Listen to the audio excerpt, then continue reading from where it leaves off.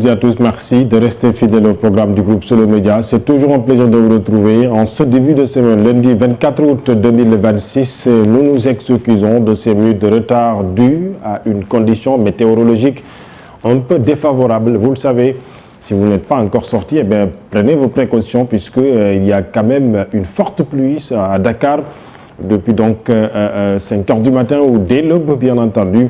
Merci de votre fidélité. C'est parti. Le journal à la une de cette édition.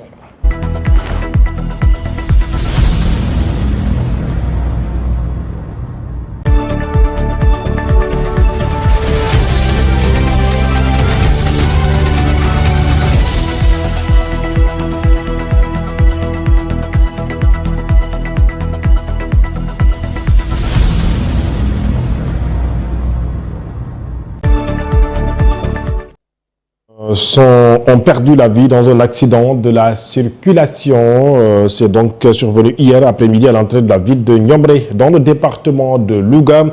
Il s'agit d'une collision entre un véhicule particulier et un pick-up.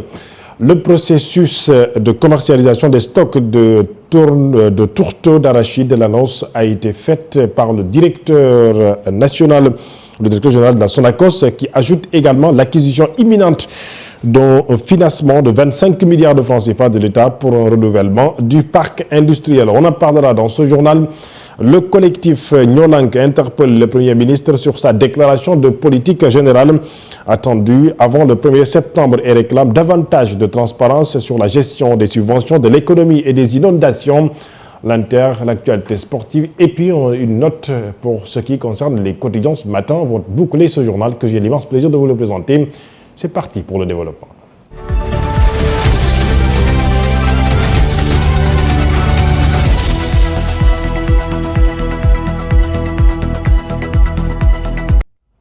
Le bilan de l'accident survenu hier dimanche en début d'après-midi à l'entrée de la ville de Niombré, département de Louga, s'élève à 3 morts. Il s'agit d'une collision entre une Peugeot, une voiture Peugeot 406 et un pick-up appartenant à l'entreprise chargée de la réfection du tronçon Louga-Kermas-Kermomarsar. Ce drame plonge la communauté de Niombré dans la consternation. Les victimes sont Bouya Diba, sa fille Yacine Diba, âgée de 7 ans, ainsi que le chauffeur Dembalo, homonyme du premier adjoint du maire de Niombré. Les corps ont été transportés à la morgue de l'hôpital Amadou Sakhir Mbaye de Louga, après donc, bien sûr, par les sapeurs-pompiers. Eh bien, nous parlons de toute autre chose cette fois-ci. L'affaire du meurtre de la jeune Ndeye Biguesen à Tivaouane. Le charlatan Benyaï, principal suspect, est désormais poursuivi pour meurtre avec préméditation.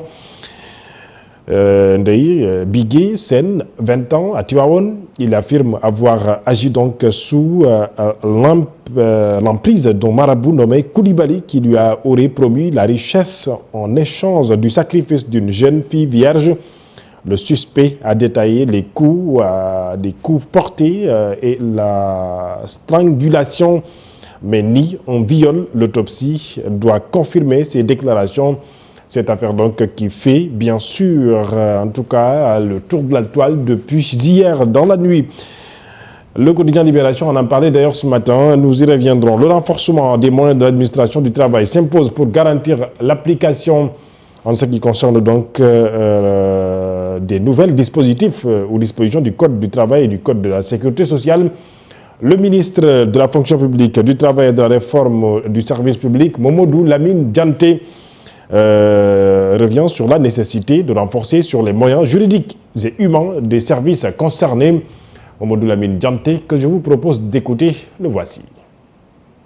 Il a fallu faire un diagnostic pour faire ressortir ces insuffisances-là.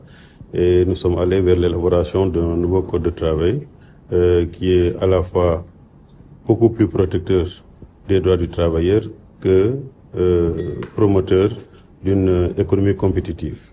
Il y avait quelques velléités de torpiller le processus de la part de certains acteurs, mais aujourd'hui, le plus important, c'est de permettre au Sénégal de se doter de nouveaux codes du travail et de nouveaux codes de la sécurité sociale qui permettront également d'améliorer surtout la gestion des institutions de prévoyance sociale, mais également de mieux encadrer les relations de travail dans nos entreprises. Il y a Quand on veut faire une lecture cloisonnée des dispositions, on ne va pas s'en sortir. Il faut faire une lecture combinée parce qu'il y a beaucoup d'innovations, aussi bien dans le code du travail que dans le code de la sécurité sociale. Parmi les innovations, il faut retenir le renforcement des pouvoirs de l'administration du travail, aussi bien les moyens humains que les moyens juridiques de l'administration du travail.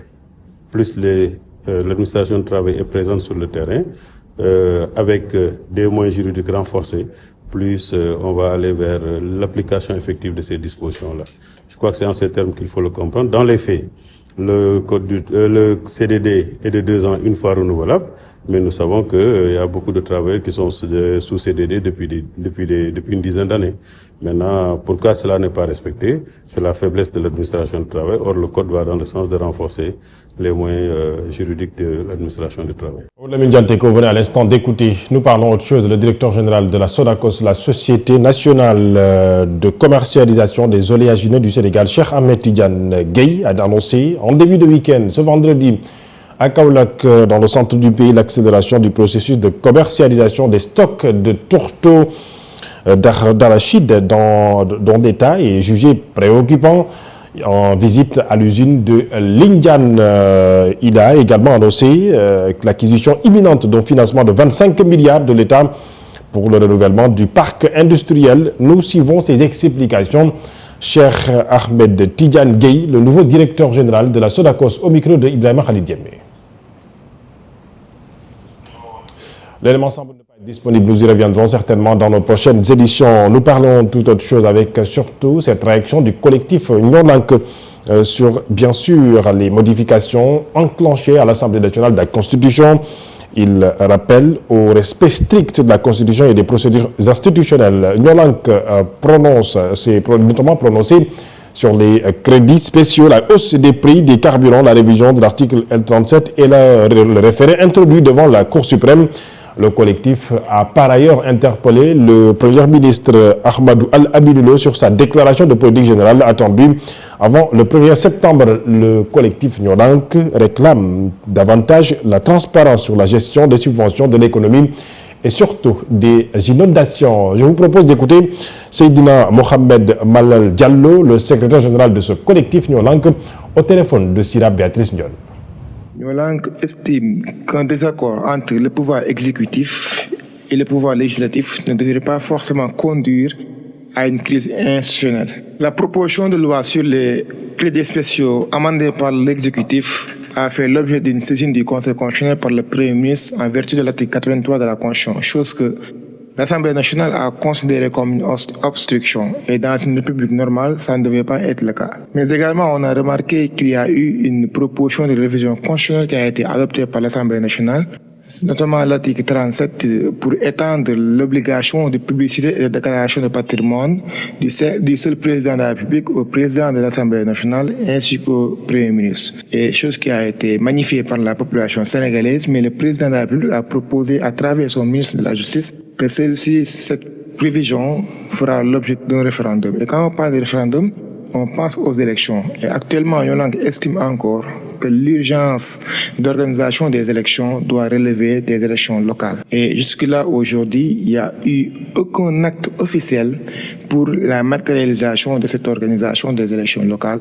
Et à chaque fois qu'on avance, on viole de manière successive les délais impératifs imposés par le code électoral. Et ce qui a fait que la semaine dernière, le collectif Nyolank a saisi la Cour suprême pour une requête en référé mesure utile afin que le juge des référés puisse enjoindre au président de la République sur la déclaration de politique générale. Le collectif Nyolank estime que le Premier ministre a été nommé et le gouvernement a entré en vigueur le 1er juin 2026. Et en vertu de l'article 55 de la Constitution, il dispose de 3 mois pour faire sa déclaration de politique générale à l'Assemblée nationale. Et dans cette déclaration de politique générale, nous attendons du Premier ministre des réponses concrètes sur la dégradation continue du pouvoir d'achat des Sénégalais, la gestion des subventions énergétiques, mais également la gestion des inondations, s'il faut même faire un audit des plans Orsec. Retour sur cet élément du directeur général de la Sonacos, la Société nationale de commercialisation des oléagineux du Sénégal, Cheikh Ahmed Tidiane Gueye, qui a annoncé ce vendredi à Kaolack, dans le centre du pays, l'accélération du processus de commercialisation des stocks de tourteaux d'arachide dont l'État est jugé aujourd'hui préoccupant. Je rappelle qu'il était en visite à Lindiane. Cheikh Tidiane Gueye, le directeur de la Sonacos, au micro d'Ibrahima Khalid Diémé.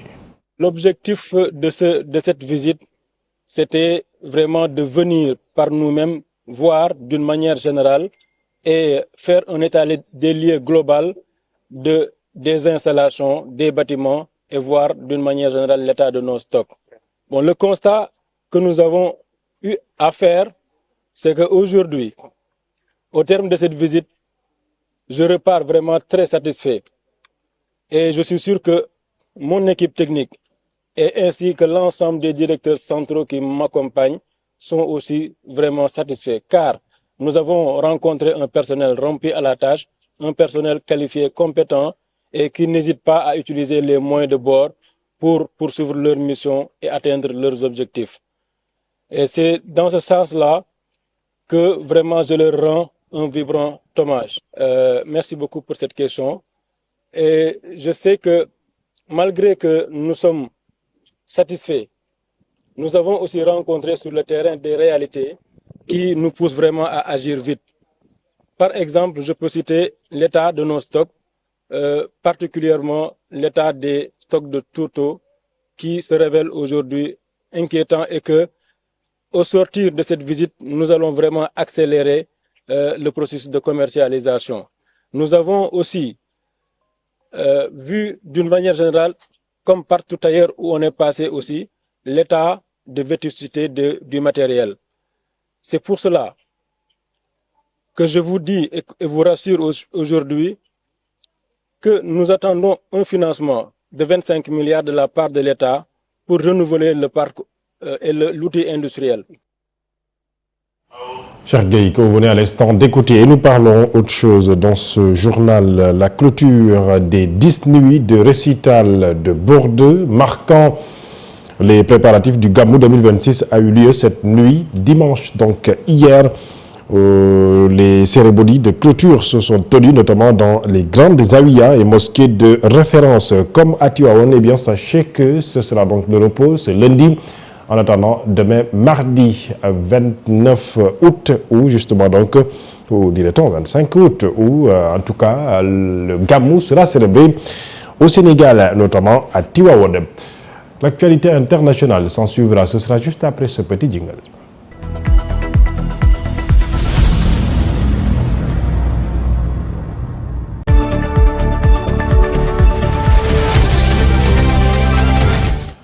Direction Guinée-Conakry à Dar es Salaam, dans la commune de Bessia à Conakry en Guinée, une partie de l'immense décharge du quartier qui s'est effondrée dans la nuit du samedi au dimanche 23 août, tuant au moins 31 personnes selon le dernier bilan provisoire communiqué par la protection civile. Des blessés ont également été pris en charge et plusieurs personnes étaient toujours disparues. Porté donc disparu hier dimanche. Les recherches se poursuivent jusqu'aujourd'hui. Info à suivre. Au Mali, une vingtaine de soldats maliens détenus par les rebelles Touareg ont été libérés hier dimanche 23 août. Un échange mené avec cette rébellion qui a multiplié depuis le printemps les attaques contre l'armée et la junte au pouvoir au Mali. Parmi les soldats, certains étaient détenus par la rébellion depuis plus de 3 ans. D'autres avaient été capturés beaucoup plus récemment. Leur mise en liberté a eu lieu alors que les initiatives de ce type se multiplient depuis une dizaine de jours dans le pays. En République démocratique du Congo, pour finir, c'est une nouvelle étape après la signature en décembre dernier de l'accord de Doha. La RDC et le M23 ont suite à des discussions en Suisse convenues d'une feuille de route pour les pourparlers de paix. Elle devra définir les étapes successives et le calendrier des négociations dans un cadre de l'accord cadre de Doha, indique le communiqué rendu public dimanche, donc hier, par le gouvernement suisse. Eh bien, c'est la fin de cette actualité internationale. Place maintenant à la revue de presse ou la revue des titres de ce lundi.